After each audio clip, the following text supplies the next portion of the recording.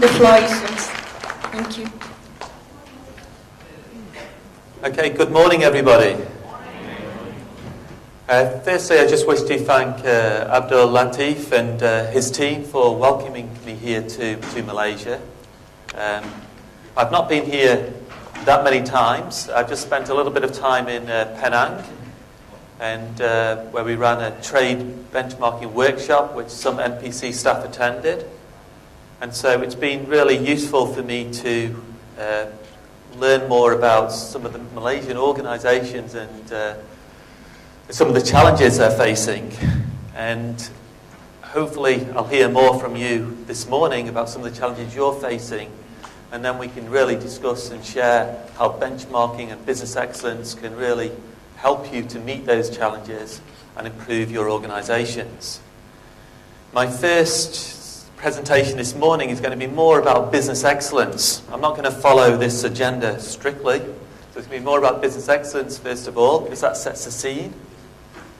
It's sort of the wider topic, and then we're going to really focus on benchmarking and how benchmarking can help your organisations to improve. But first of all, I just want you to understand what benchmarking and business excellence is before I then focus on business excellence. And to do that, I'm going to ask you how good you are at identifying particular animals, first of all. I think it's a good way to start the morning. So I want to test your knowledge of wildlife and see whether you can identify what bird this is. Ostrich, yes. And an ostrich is well known for burying its head in the sand. So when an ostrich is frightened by a predator, like a lion, the story goes that an ostrich will bury its head in the sand. And this is, in fact, the way many businesses react. They bury their heads in the sand. What I mean by that is that they're not open to new ideas. They do the same thing year after year. What we want organisations to be more like is an eagle. Exploring new frontiers. Looking over the next mountaintop, seeing what other organisations are doing which have been successful and learning from their successes. So we don't want you to be restricted to your own organisation. We don't want you to do the same things year after year after year. If there's another organisation that's been successful, you want to find out why. And learn about other organisations' best practices and see how you can adapt and implement them inside your own organisation. And this is about not just exploring what happens in terms of other Malaysian organisations. I mean, that's key, because they're closer to you. And there's an awful lot of best practices here. But you also want to look outside and explore internationally what's happening too. And I think too many organisations are inwardly looking. They need to be more outwardly focused. If you also think of an eagle's got fantastic vision. It can spot a rabbit on the ground from a distance of almost 2 kilometres away. So it can spot what's important for it to survive. Through benchmarking, you can identify what's important for you to do inside your organisation. Because benchmarking enables you to compare your performance against other organisations. And where you're weakest, or where there's a big opportunity for improvement, you can then think about how you can address that opportunity for improvement through learning from the best practices of other organisations. So we want more organisations to be like eagles rather than ostriches. If we look at the history of benchmarking, we now go back to the 1980s. And Rank Xerox were the pioneers of the benchmarking approach. In the early 1980s, Rank Xerox were in danger of going out of business. They'd seen their market share drop from 86% of the world market share to just down to 17%. due to the competition from coming out from Korea and Japan. So they were in danger of going out of business in the early 1980s. And they recruited a new senior management team. And that new senior management team had to consider whether to downsize and restructure, or whether they could think a way of revitalising that organisation. And what they did at that time in the early 1980s was quite unique. They did two things. One thing they said is that we know we can't compete. It costs us as much to manufacture our products as our competitors are selling them at. So we just can't compete with our competitors. We know that. We know the quality of our products are not as good as our competitors. So what they said is that we need to improve everything we do inside our organisation. And we need to learn from the best. But when we're learning from the best, we want to learn from the best from any industry that they come from. So we want to find the best leadership system. It doesn't matter what industry that leadership system is, what industry that leadership system is from. We're going to learn from organisations which have the best leadership system, the best governance system.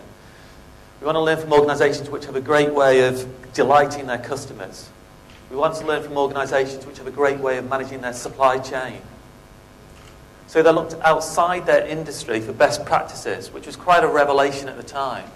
They learned from Honda for supplier development.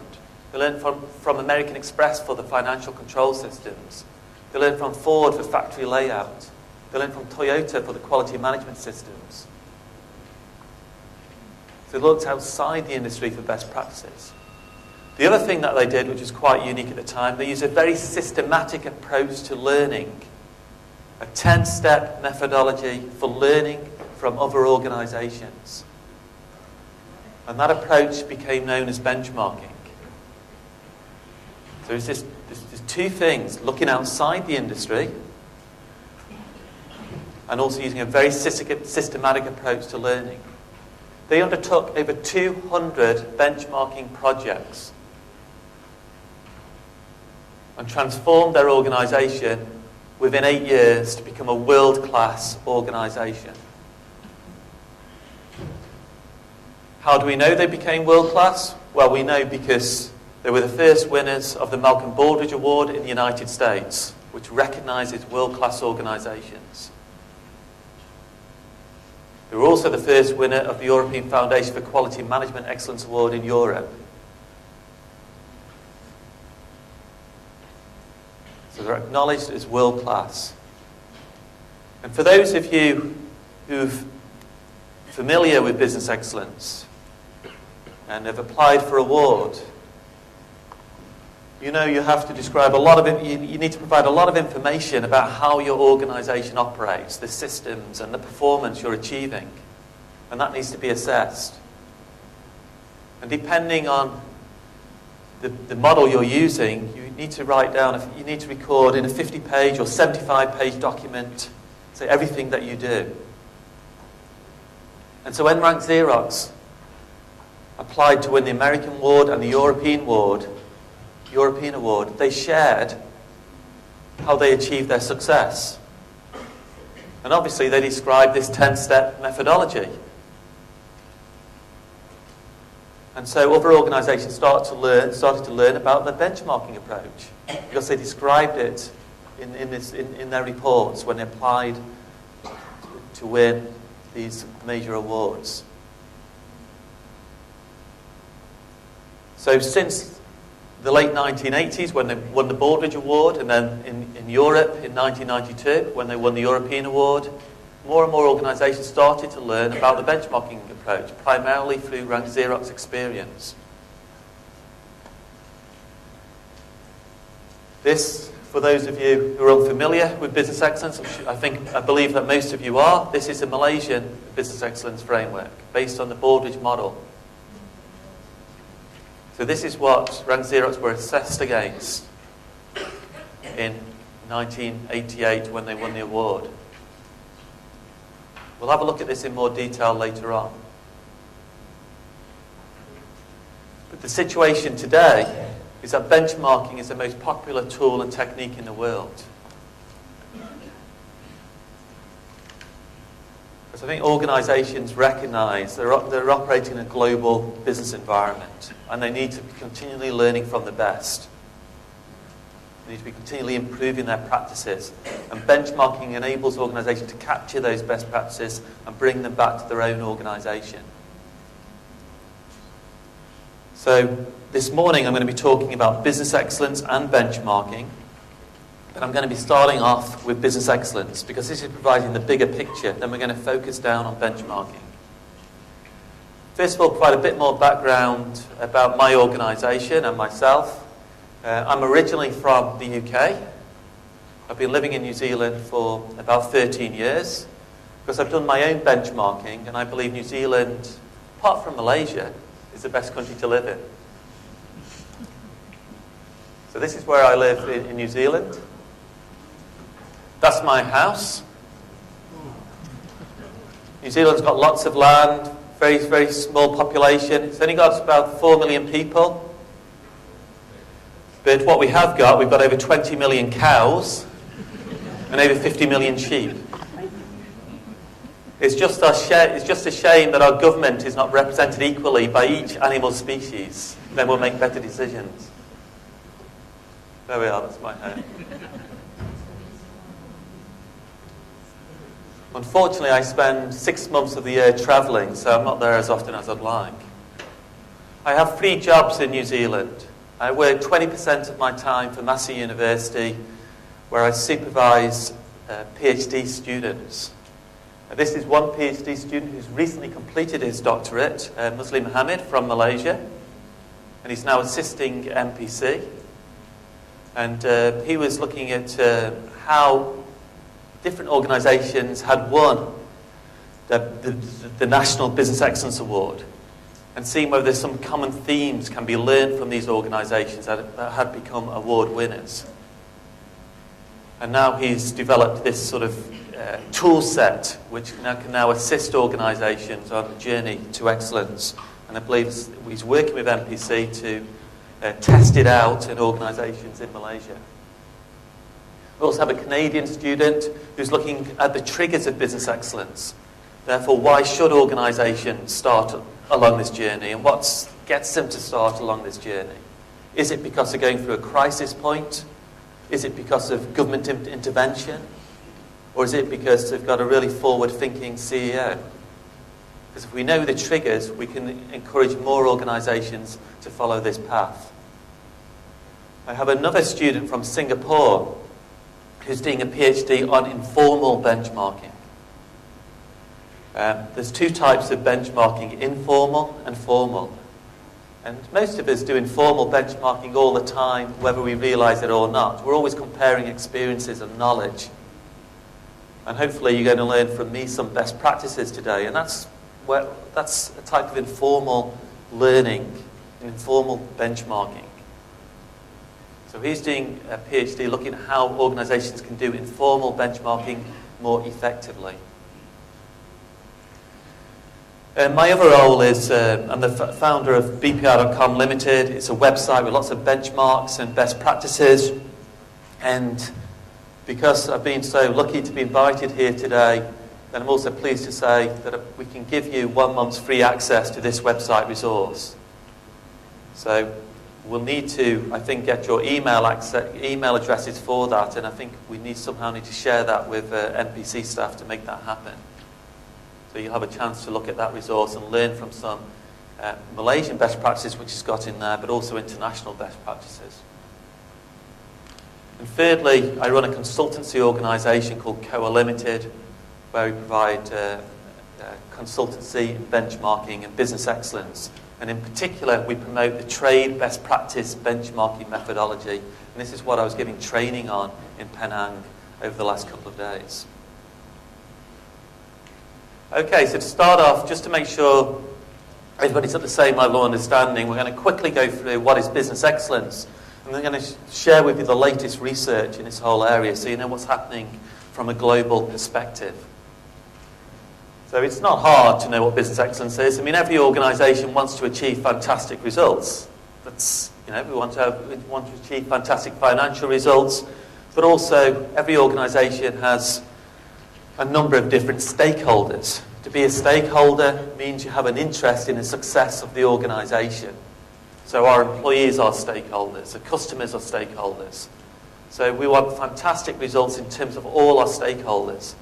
We want to make sure that we support the local community and we don't pollute the environment. So all of these are stakeholders. So we want fantastic results for our shareholders, for our customers, for employees, for the local community, and for the community in general. So I don't think any organisation would argue against that. The way that we achieve that is by making sure we've got some great leadership practices in place where we empower our people to be leaders too. So we just don't have one leader inside the organisation. We want to have excellent planning inside our organisation as well, so we know what we're striving to achieve. So we have a vision, mission, plans, goals, and they're clearly communicated.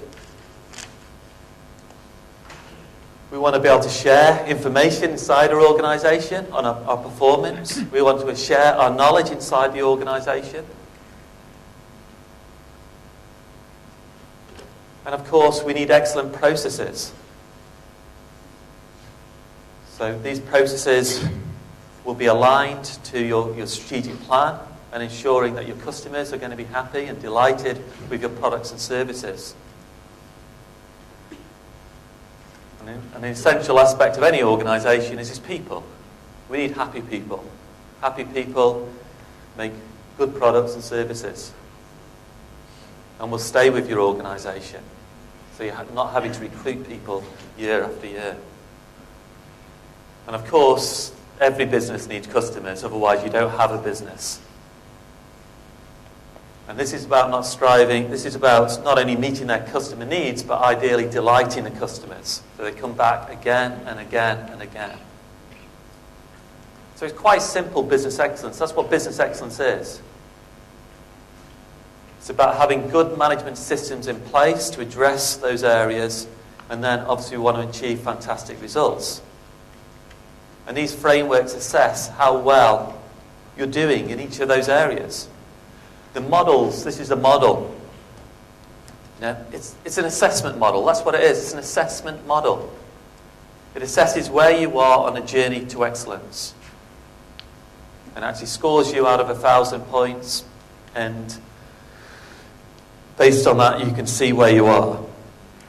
The main purpose of these models is to really just help you to know where you are and to know where you're weakest, where the opportunities for improvement are, to help you know whether you've got to focus more on your leadership system or your HR system.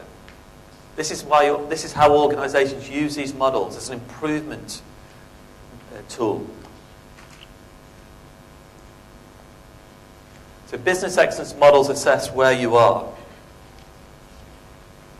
And then benchmarking helps you to improve through learning and applying better practices. So if you think your organisation is quite weak in terms of your HR practices, then it means you've got to do some benchmarking. You've got to learn from some other organisations which have better human resource practices and find out what they're doing differently.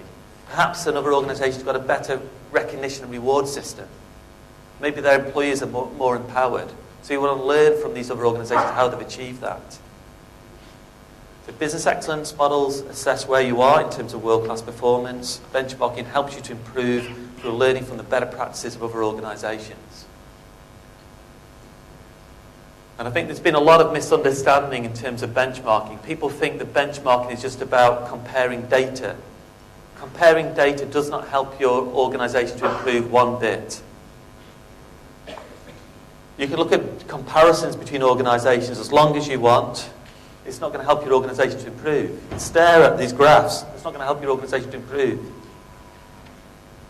What helps you to improve is learning from the better practices of other organisations. So benchmarking is not only about comparison, it's also learning from the organisations which are achieving higher performance levels.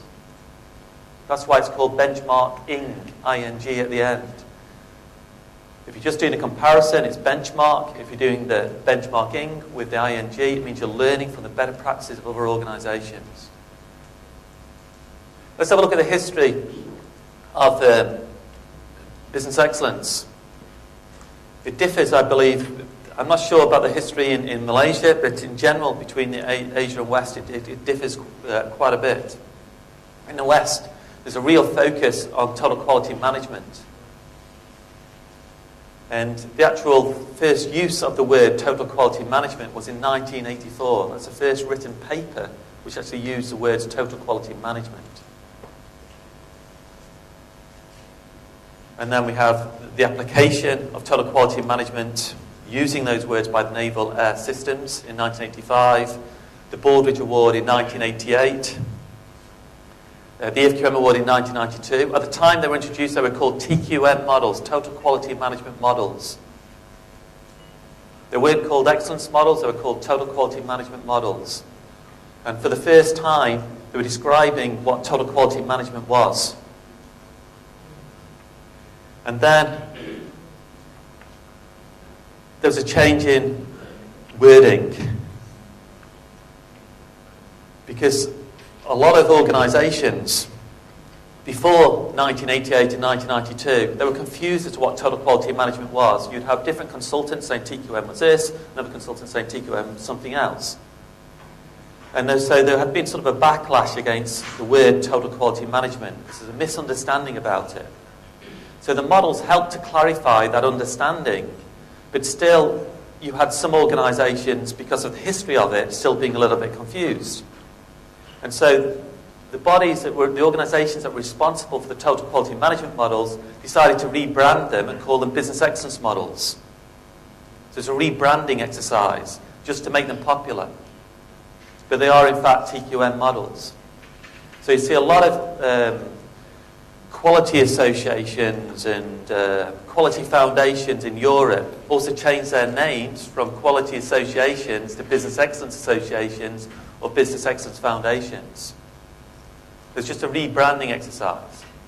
ISO 9000 is more designed around now business excellence.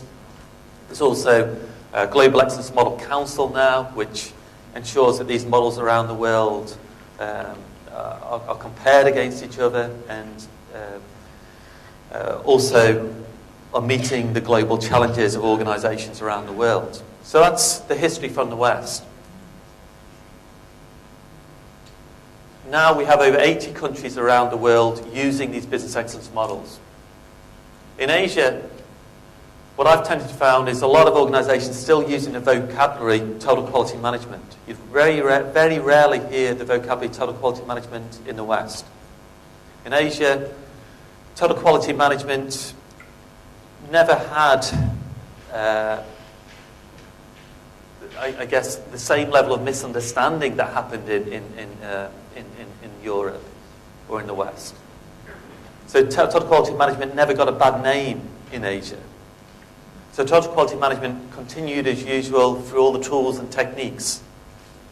At the same time, in Asia, through the late 1980s and early 1990s, a lot of Asian countries heard about business excellence, and sometimes they thought that business excellence was different than total quality management. So in some cases, you have people talking about TQM in Asia and also business excellence, thinking they're different things, but from a Westernist point of view, it's the same thing. And we can see here the various years the different countries have introduced business excellence. I believe that Malaysia introduced business excellence in 1998, but they've really revitalised their programs of business excellence from about the year 2009. So all I'm saying here is when you're talking about TQM and business excellence, just have a conversation with that person and try to understand where they're coming from. But business excellence is essentially the same as total quality management. It's just a way of more clearly, I think, articulating what TQM is, because it's a consistent model. It's a model that can be described. While TQM, people will have different interpretations of what it is. I guess the building blocks of business excellence are shown in the core values and concepts. And they're very similar between any of the major business excellence models. So these are the building blocks of excellence that the actual models themselves are based upon. So in fact, if you're asking me to describe what is business excellence, this is business excellence, the core values and concepts, because these are what you need to embed inside your organization. The models that we saw are assessment tools. So the models are used to assess, but these are what actually business excellence is based upon. And this is what a lot of research has been done upon, to show that if an organization embeds these core values and concepts inside their organization, the organization is more likely to be successful. And you can see the similarities between the different models. So when your organization is striving for business excellence, you should be thinking about how you can embed those core values and concepts inside your organization. Half the countries in the world now have a Business Excellence Award. So an award is there to recognize organizations which have shown outstanding performance. Pakistan is the latest Asian country to launch a Business Excellence Award. And we're listing here all the various countries across Asia which have a Business Excellence Award.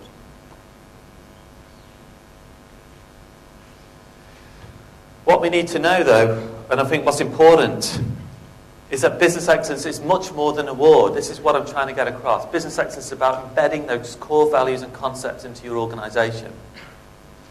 So to be successful from a national perspective, you need to have a national business excellence strategy that increases awareness of what business excellence is and helps organizations along that journey. And if a country is going to develop a national business excellence strategy, it needs to decide on two things. Firstly, which model it's going to use. And it has to decide whether it wants to design its own model or use one of the model that's already been proven. In Malaysia's case, you decided to use a Baldrige model because there's lots of evidence that shows that this model is applicable to organizations anywhere around the world. It's not just applicable to organizations in the West, it's applicable to organizations throughout the whole of Asia. It's in fact used by most Asian countries. The second thing a country needs to consider is how to deploy that model. Therefore, how to get organizations excited about using that model.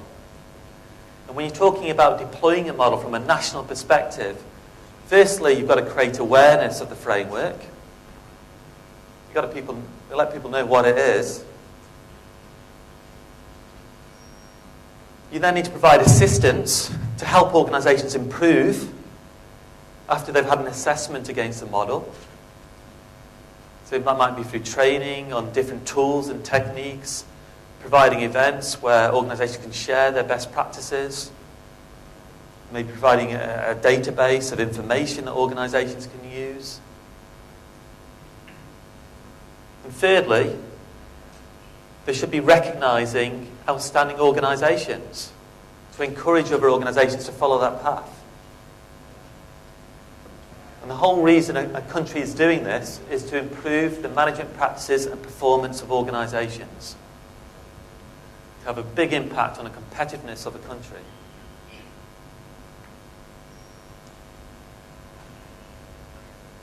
A study by Lincoln Scott in the United States showed that investment by the US government of $1 into the actual business excellence produced a benefit of $207. A more recent study by them, and this is publicly available as well, and it really goes into detail in terms of the methodology they use, shows that $1 invested produces an outcome of $800 for society in general.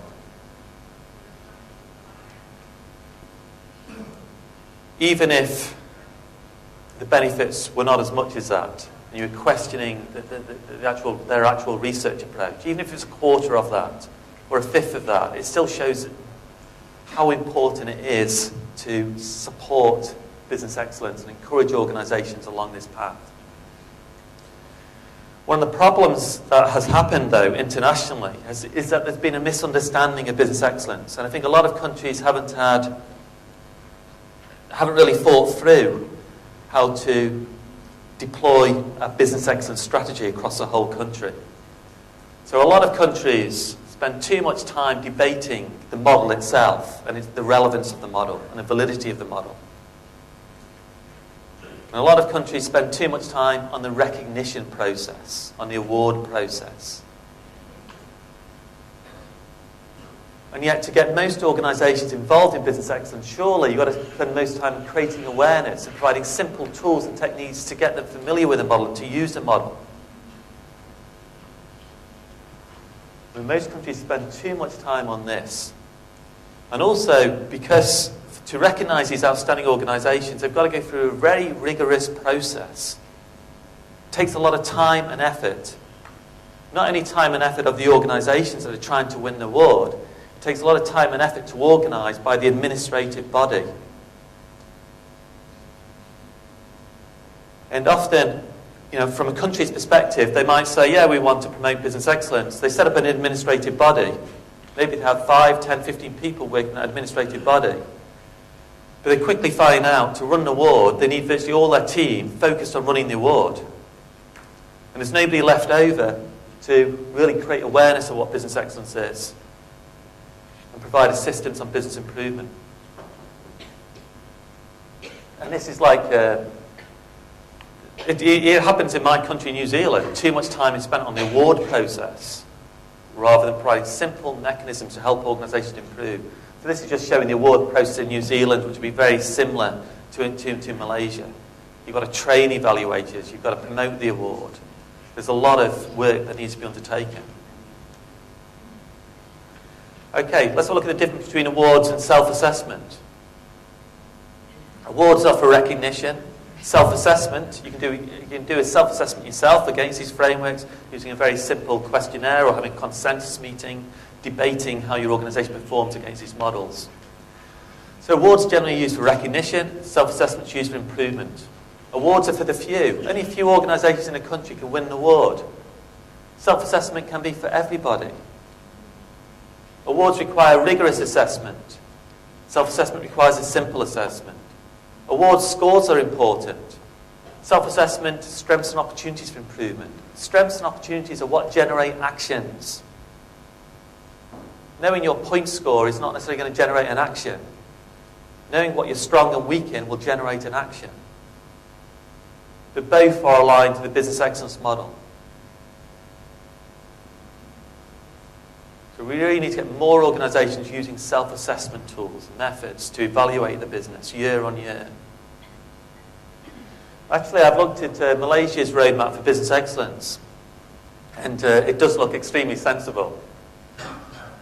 I don't know exactly how. I'm going to find out this afternoon more details about this. It's a very sensible approach, and I think this is why they've revitalised the approach in 2009, along the lines that I'm talking about. Therefore, trying to create greater awareness of the model, providing more simple tools for organisations to assess themselves. So it's saying here that they measure how an organisation performs in terms of business excellence. There's then some sort of intervention process to help organisations to improve. There's also a certification process where you can become Malaysia Productivity Innovation Class organisation if you score over a certain number of points, and then you can go on to win an award. So in Malaysia, they've really started to address this, which is a good sign. Okay, a couple of years ago, I did a study for the Asian Productivity Organisation, looking at the value and impact of business excellence in Asia. This was on behalf of India, Japan, Singapore, Taiwan, and Thailand. Unfortunately, it didn't cover Malaysia. And this was the most comprehensive study that's been undertaken. We spoke to a lot of CEOs. We held discussion groups across all of those countries where we had senior managers from organisations that were using business excellence frameworks to describe some of the challenges that they face using these frameworks and some of the benefits they've obtained from using these frameworks. And we also conducted a survey of all award winners across these regions. So it's very thorough research methodology was used. The actual findings from this research are available for free here. There's a report. You'll be able to have a copy of these slides later on. We'll provide a copy of the slides in PDF format, so you can have a look at the slides later on. Okay, I'll just go through some of the 6 key findings from this research. I'm glad to say we found out that business excellence does indeed have a major impact on competitiveness and performance. I won't go into all the graphs and all the details, but this is just to say that those organisations which were pursuing a business excellence approach outperformed those which weren't. And this is actually showing in red those organisations which were more mature in business excellence and showing their point scores against these business excellence frameworks in comparison to those which were less mature. So they're outperforming other organisations across all types of results. Not only financial results, but also the more qualitative types of results an organisation may be looking at.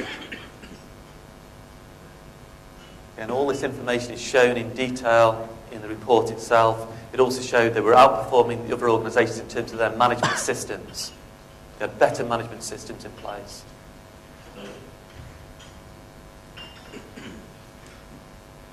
There's a lot of other studies being done.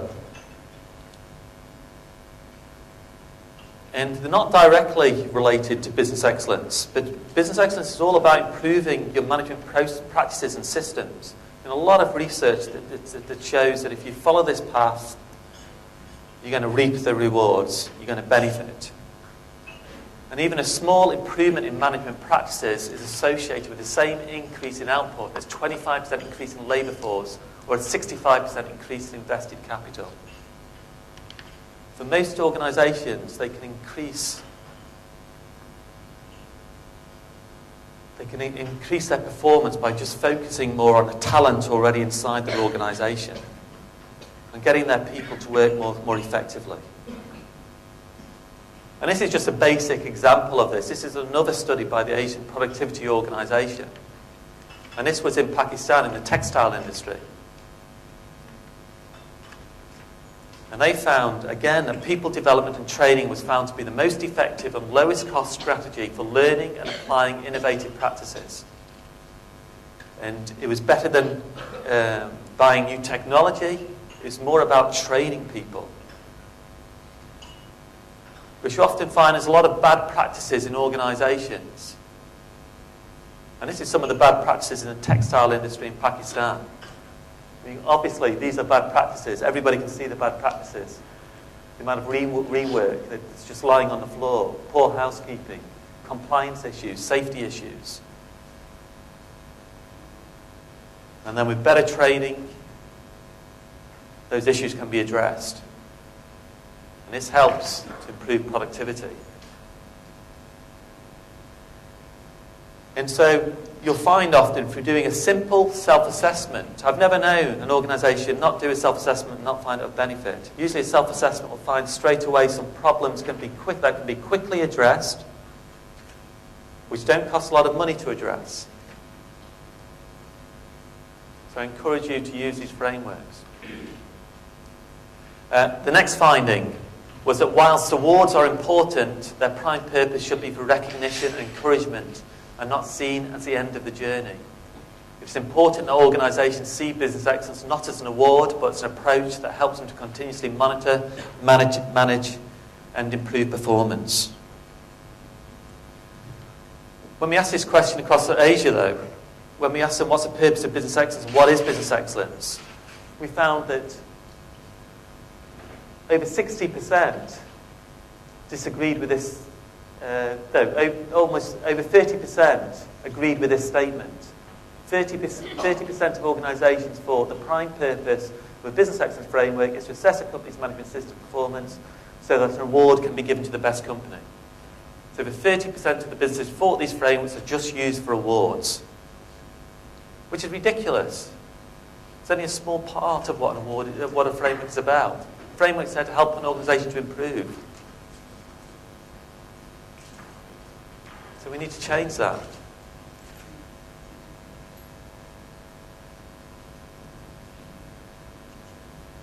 Okay, number 3. Business excellence frameworks are relevant for long-term competitiveness and flex and sustainability, and only minor changes to the design of these frameworks is required. People always question these frameworks, saying, is it relevant, for a Malaysian organisation? It's always the case. But we tried to answer this by asking to these groups of senior managers across Asia. We first of all asked them this question. We said, what are the main current and emerging challenges facing companies in your country? Bear in mind, this was taken a couple of years ago. And this is some of the answers, and they vary depending on the country we were looking at. So in Japan, they were saying that meeting the requirements of multiple standards adds to our cost base. In many cases, these standards should be integrated or reduced. So that's one of the major challenges businesses are facing in Japan. They're also facing a change in demographics, an older population in Japan. Singapore, at the time, we were asking them, saying the world financial crisis was impacting on them. And also, they're very concerned about cultural and social integration and harmony between race and nationalities. They also wanted a mobile workforce, and they also had the challenges of an aging population.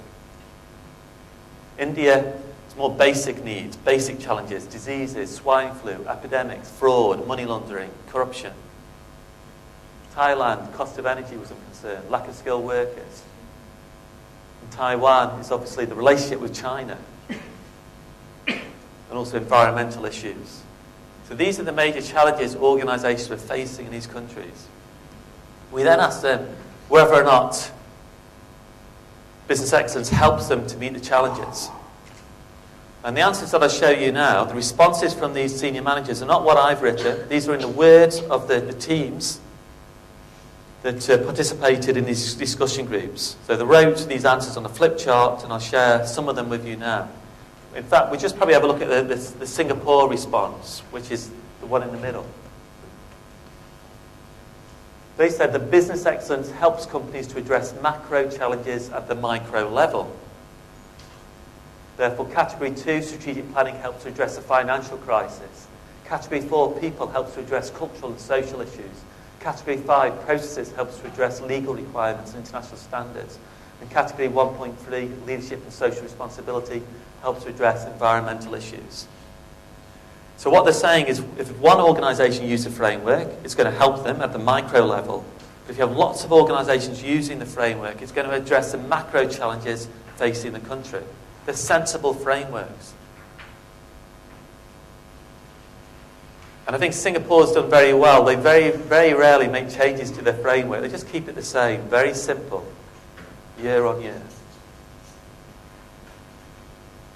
Okay, the next key finding. Focus on implementing the core values and concepts of business excellence. And remember, the frameworks just assess where you are on your journey.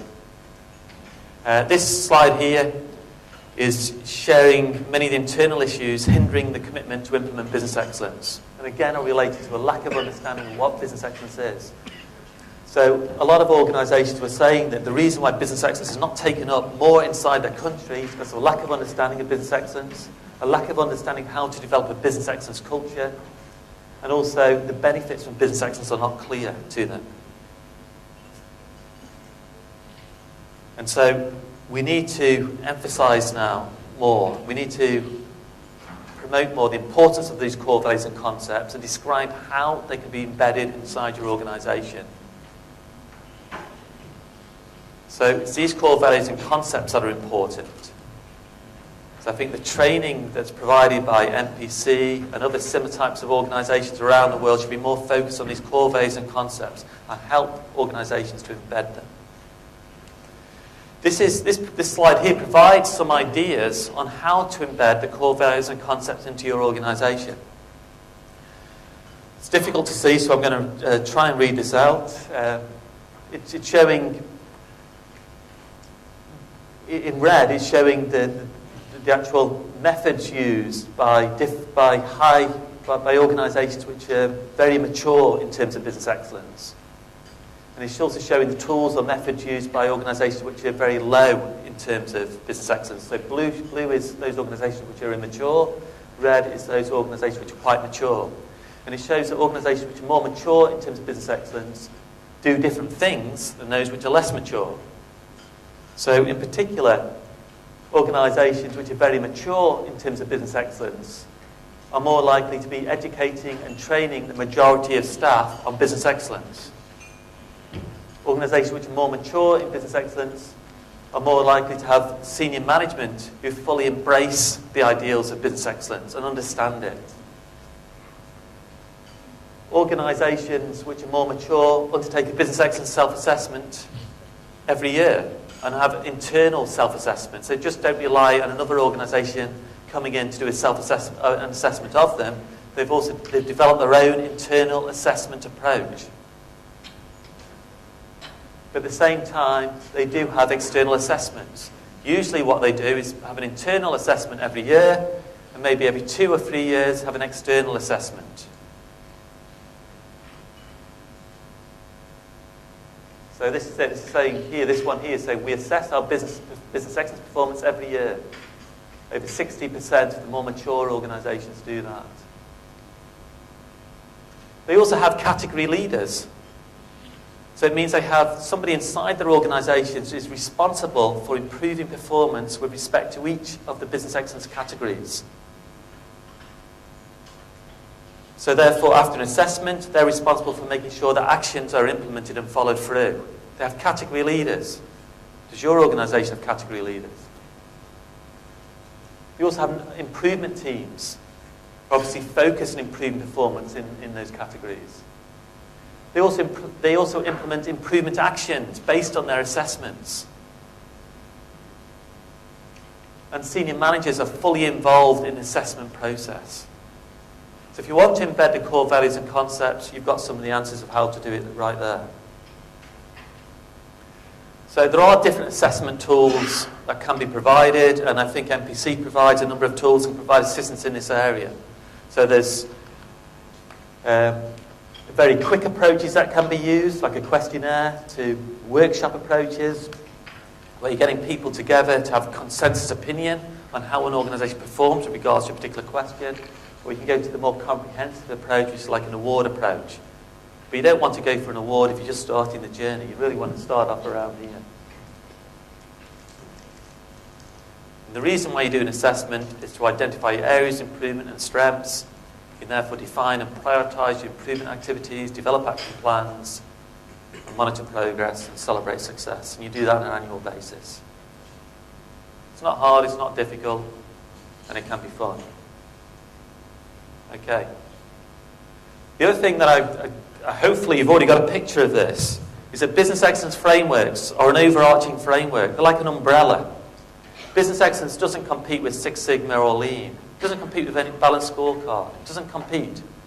Business excellence is the overarching umbrella to assess the excellence of your organisation.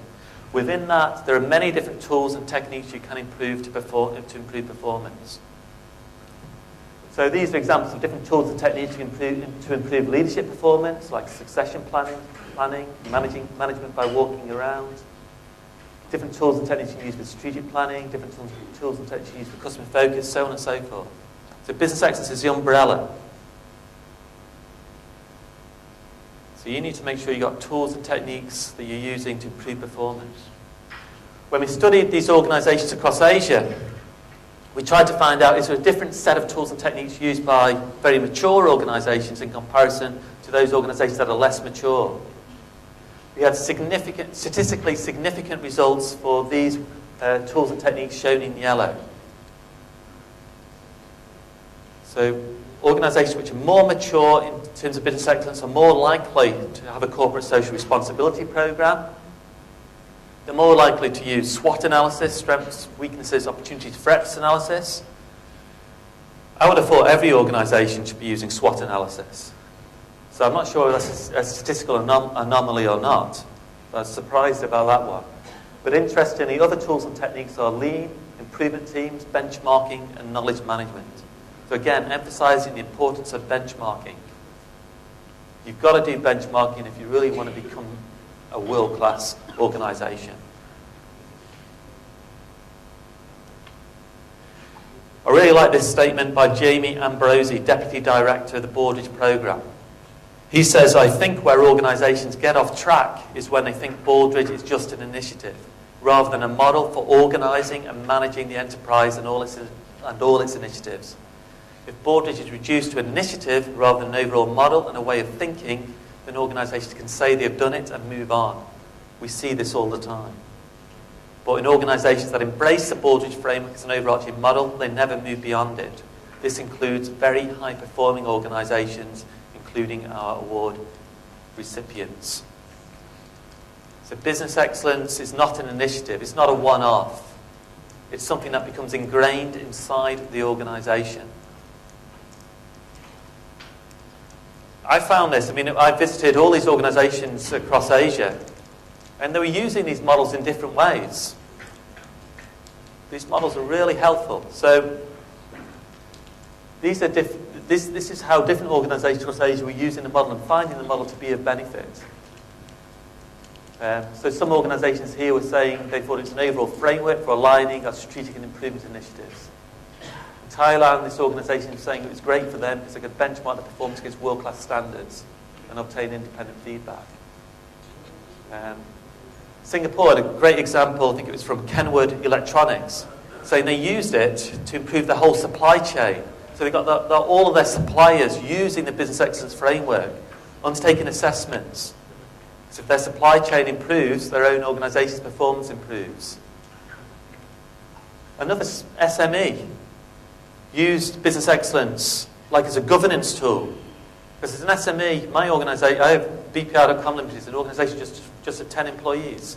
So we use a framework like it's a governance tool. We can't afford independent directors. So business excellence assessment is a check to see whether we're heading in the right direction and doing things in a sensible, professional and ethical manner. Another organisation, Infosys in India, they grew from 7,000 employees to 120,000 employees in a period of 9 years.